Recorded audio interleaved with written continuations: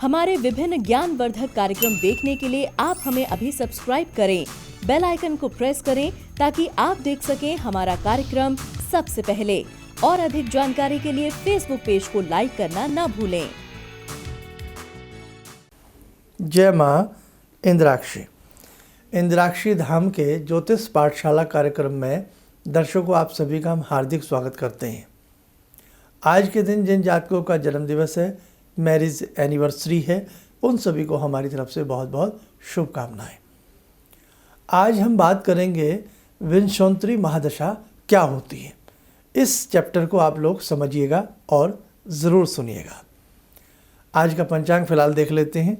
28 फरवरी सन 2021, दिन रविवार, फाल्गुन मास आज से प्रारंभ हो चुका है। कृष्ण पक्ष संवत 2077, तिथि प्रतिपदा, नक्षत्र पूर्वा फाल्गुनी, पूर्वा फाल्गुनी, राहु काल 4:30 से 6, दिशा शूल पश्चिम दिशा।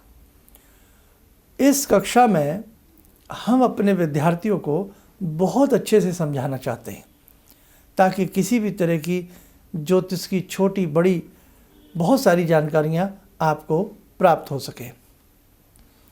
आपने सुना होगा कि आपने किसी को जन्म पत्रिका अपनी दिखाई हो, होरोस्कोप, तो आपको बताया जाता है इस समय आपके ऊपर राहु की महादशा चल रही है, कोई कहता है केतु की चल रही है, तो कभी किसी की कुंडली में शनि की महादशा होती है ना। तो ये महादशा क्या होती है, आप इसे अच्छे से समझें और इसका क्या परिणाम होता है, वो भी सारी चीज़ें आपको मैं शॉर्टली बताऊंगा, क्योंकि नहीं तो कार्यक्रम बहुत लेंथी हो जाता है। जब भी हम इस संसार में जन्म लेते हैं, जन्म के साथ ही किसी न किसी ग्रह की महादशा हमारे ऊपर रहती है। हमारे ऋषियों ने उस वक्त कितना बड़ा चिंतन किया कि आने वाले समय में व्यक्ति की आयु ज़्यादा नहीं रहेगी। अब पहले व्यक्ति हजार वर्ष भी जी जाते थे, आज भी ऐसे हमारे देश में योगी हैं जो अच्छी आयु अपनी कर लेते हैं योगिक क्रियाओं के माध्यम से, लेकिन हर व्यक्ति के बस की ये बात नहीं है। ज़्यादा से ज़्यादा व्यक्ति 120 साल तक जी पाता है, ज़्यादा से ज़्यादा, लेकिन अमूमन अब तो वो भी नहीं है। लेकिन उस वक्त ऋषियों ने 120 वर्ष की आयु तक की गणना व्यक्ति के लिए की, और ऐसी बात नहीं 95, 100 तक के यदा कदा व्यक्ति देखने को मिलते हैं, उससे ऊपर भी मिल जाते हैं। विंशोत्तरी महादशा, आप मेरी सारी बातें समझेंगे तो समझ में आएगा। विंशोत्तरी महादशा, विंशोत्तरी 20 शत, श्रोत्री शत, 20 का मतलब 20 और शत का मतलब 100।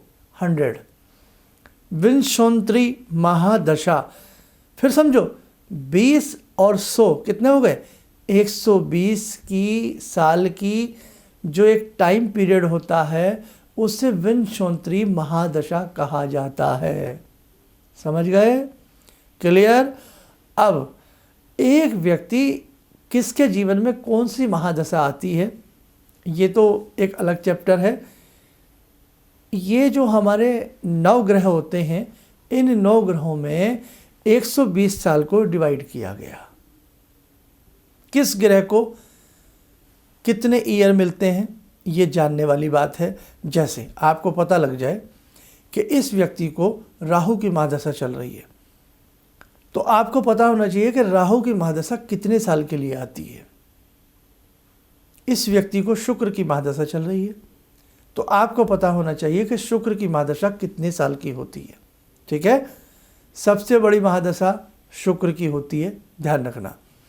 अब इन 120 सालों को हम सूर्य से प्रारंभ करेंगे। सूर्य, फिर लेंगे चंद्रमा, फिर लेंगे मंगल, फिर लेंगे बुध, फिर लेंगे बृहस्पति यानी कि जुपिटर गुरु, फिर लेंगे हम शुक्र विनस, फिर लेंगे हम क्या, शुक्र के बाद क्या आता है, शनि, फिर हम सैटर्न लेंगे, राहु लेंगे, केतु लेंगे। ऐसे हम 9 ग्रहों में 120 साल का डिवाइडेशन हम देखते हैं। आइए देखें एक आप तालिका के माध्यम से कैसे इन ग्रहों का समय पीरियड के हिसाब से वर्गीकरण किया जाता है।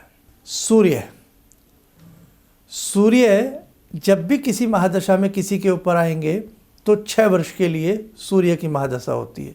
सूर्य इधर लिखे हमने वर्ष, 6 वर्ष।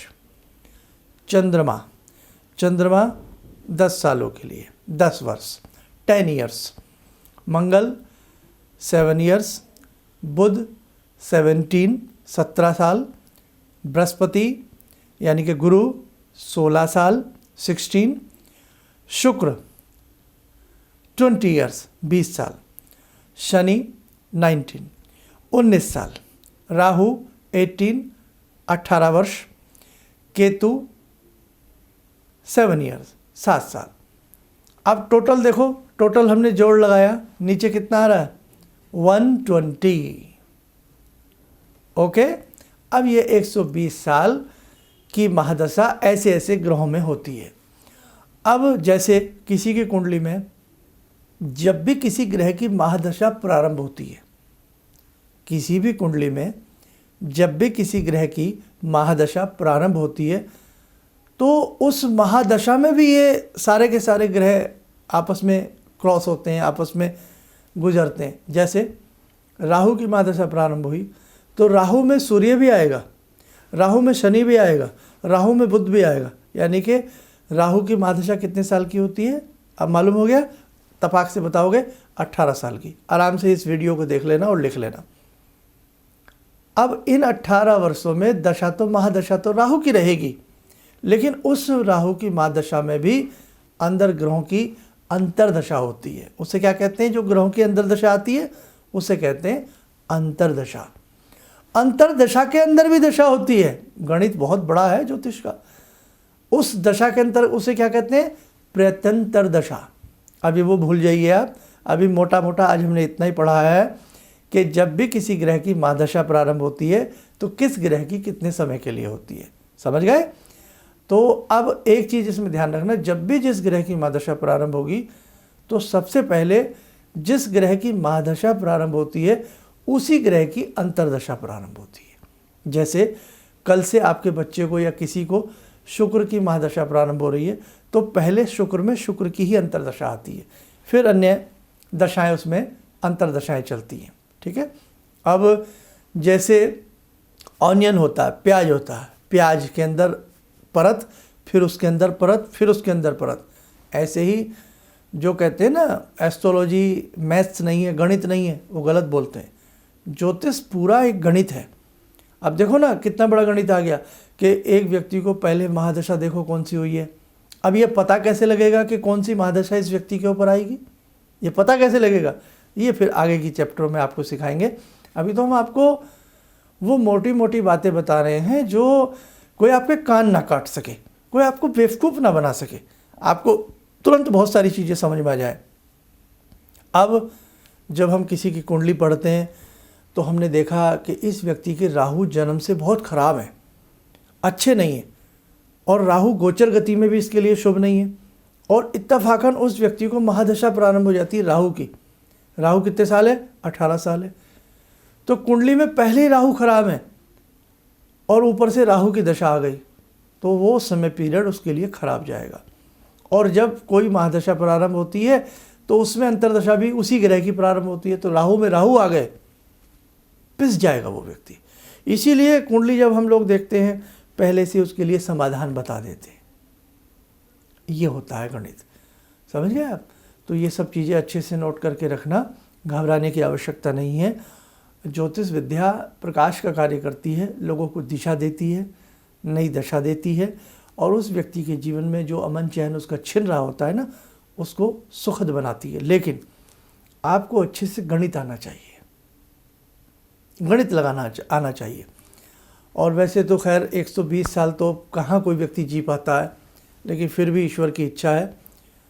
फिर कुंडली में ये भी देखा जाता है कि एक व्यक्ति की आयु कितनी रहेगी। हालांकि ये सब्जेक्ट बताने वाला नहीं होता है, ये सब्जेक्ट गोपनीय रखा जाता है। ऋषियों ने कहा है इसे गोपनीय रखें, गुरुओं ने कहा इसे गोपनीय रखें, लेकिन एक व्यक्ति देख लेता है जिसको नॉलेज हो जाती है कि भाई इसकी ये दशा महादशा आएगी, इस महादशा में ये इसको अंतर्दशा आएगी, और इस अंतर्दशा में ये इसको प्रत्यंतर दशा आएगी, तब इस व्यक्ति को कहीं ना कहीं कोई प्रॉब्लम आ सकती है।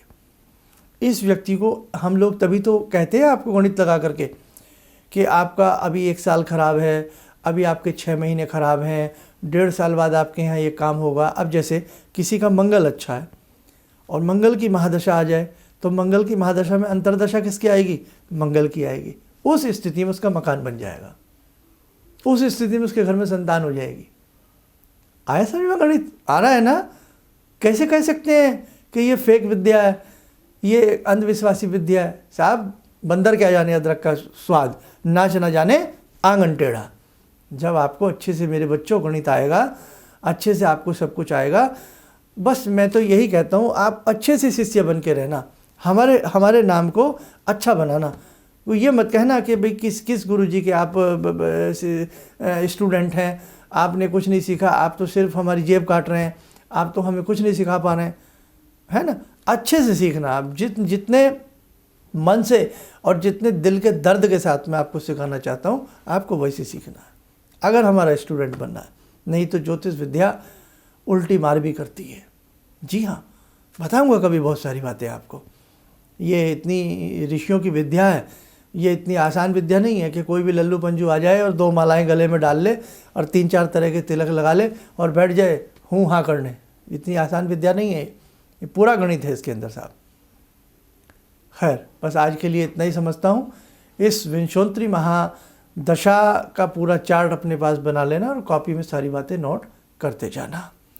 आइए मेरे साथ को समय चला आज की ध्यानमाला का। ध्यानमाला में जुड़ते हैं, दिन रविवार का भी है, भगवान भैरव से। ओम करकलित कपाला कुंडली दंडपाणी स्तरुण तिमिर नीलो व्याल यज्ञोपवीते क्रतु समय सपर्याद विघ्न विच्छेद हेतुर जयति बटुकनाथा सिद्धिदा साधकानां जयति बटुकनाथा सिद्धिदा साधकानां। ओम देव्य राज्य सेव्यमान पावनाग्रिपंकजं व्यालयज्ञसूत्रमिन्दुशेखरं कृपाकरं नारदादियोगवृन्दिवन्दितं दिगम्बरं काशिकापुरादिनाथ कालभैरवं भजे भानुकोटिभास्वरं भवाब्दितारकं परं नीलकण्ठमीप्सितार्थदायकं त्रिलोचनं कालकालमम्बुजाक्षमक्षशूलमक्षरं काशिकापुरादिनाथ कालभैरवं भजे शूलटङ्कपाशदण्डपाणिमादिकारणं श्यामकायमादिदेवमक्षरं निरामयं भीमविक्रमं प्रभुविचित्रताण्डवप्रियं काशिकापुरादिनाथ कालभैरवं भजे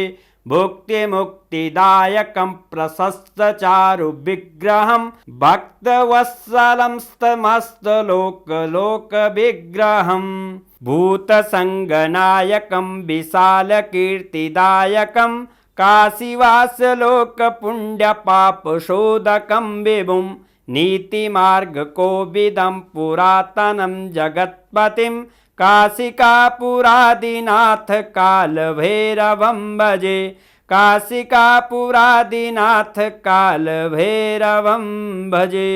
कवच बनाए, भगवान भैरव का शुभ आशीष हम सबके ऊपर बरस रहा है।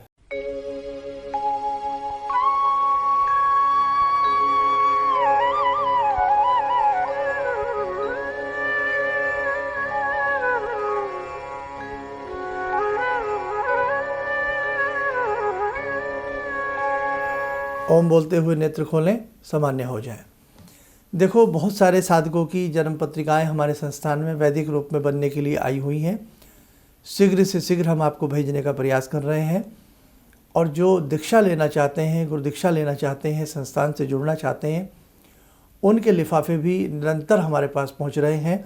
और जो बाहर के देशों में हमारे शिष्यगण बैठे हैं, सभी को ईमेल के जरिए से हम गुरु दीक्षा सेट भेज रहे हैं। जब जिसके घर गुरु दीक्षा सेट पहुंच जाए, मस्तक से लगाना, प्रसन्न होना और उसमें बस यही समझना कि आज भगवती का शुभ आशीष, शुभ आशीर्वाद आपके घर पहुंच गया है। गुरु जीवन में हमें बनाए, किसी को भी बनाए, लेकिन गुरु की लाज रखना और गुरु को हृदय से स्मरण करना, हृदय से वर्ण करना। जैसे एक कन्या हृदय से किसी को अपना पति चुनती है, ठीक है, हम हृदय से कोई चीज़ अपने लिए चुनते हैं। तो गुरु को जब हम समझें कि इन्हें हमने गुरु बनाना है, तो महाहृदय के महाकमल में भगवान गुरुदेव का निवास होना चाहिए। बस ये ध्यान रखना, गुरु व्यक्ति नहीं, गुरु महाशक्ति होती है अगर आप उससे दिल से जुड़ते हैं। इन्हीं शब्दों के साथ हम अपनी वाणी को विराम देते हैं। जय माँ इंद्राक्षी। जहाँ तक मेरा व्यक्तिगत अनुभव रहा है, मैं फर्श पर पढ़ा था, आज गुरुजी की कृपा से अर्श पर हूँ।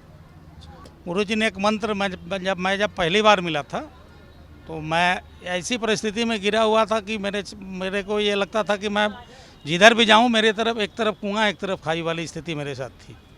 और गुरुजी ने वहाँ उस वक्त तो मेरे को 2 मंत्र दिया कि इसका आप पाठ शुरू करो, और 2 दान की सामग्री बताई थी, और उसको मैंने शुरू किया। और उसके बाद से उस वक्त से लेकर आज तक मैं फिर जिस स्थिति में था वो पीछे मुड़कर मैंने नहीं देखा। किसी भी समस्या के समाधान के लिए मिले प्रसिद्ध हस्तरेखा एवं वास्तु विशेषज्ञ प्रोफेसर धर्मेंद्र शर्मा जी से। नोट: शिविर में भाग लेने हेतु एवं व्यक्तिगत रूप से मिलने के लिए कॉल करने का समय सुबह 10 बजे से शाम 6 बजे तक। हमारे विभिन्न ज्ञानवर्धक कार्यक्रम देखने के लिए आप हमें अभी सब्सक्राइब करें, बेल आइकन को प्रेस करें ताकि आप देख सकें हमारा कार्यक्रम सबसे पहले। और अधिक जानकारी के लिए फेसबुक पेज को लाइक करना न भूलें।